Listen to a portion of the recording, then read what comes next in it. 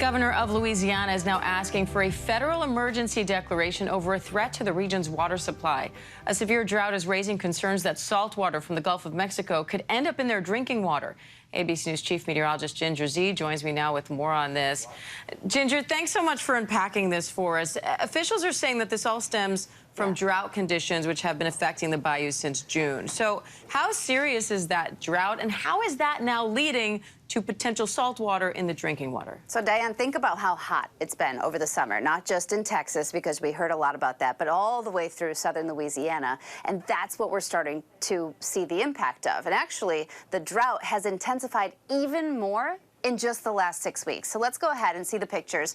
Behind me, that's Memphis, Tennessee, which is approaching one of its lowest levels on record for the Mississippi River. We were there last year, and I'll show you those images in just a moment. But here's what happened. From August 1st, we were already seeing some drought, that orange color in southern Louisiana. But that deep, dark color, that's the level 1, highest level of drought that was just over San Antonio. Look at it expand greatly all the way through New Orleans. So they have seen that exceptional drought, is what it's called, all the way up into Mississippi, and that has dried out the Mississippi River even more. Why do we get salt water? It's because when there is not water, when the levels are very low on the southern Mississippi, the salt water starts filling the void and intruding up the Mississippi.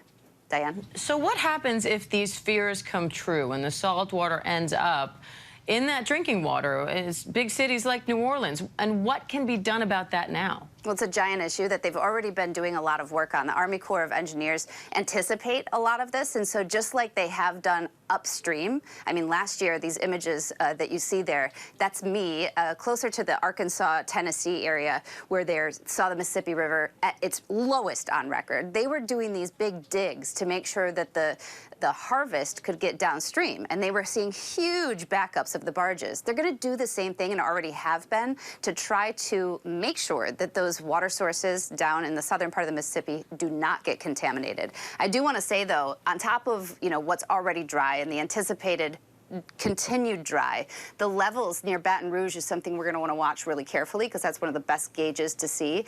Same thing with the same area, Memphis, last year, that hit their record low. They're going to get really close tomorrow into Thursday. So we'll be watching those. And unfortunately, this is the rain forecast. It does not look great.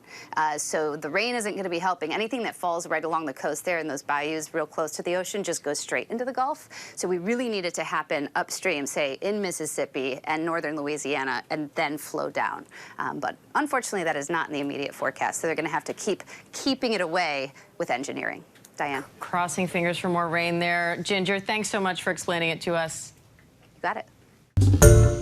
Hi, everyone. George Stephanopoulos here. Thanks for checking out the ABC News YouTube channel. If you'd like to get more videos, show highlights, and watch live event coverage, click on the right over here to subscribe to our channel. And don't forget to download the ABC News app for breaking news alerts. Thanks for watching.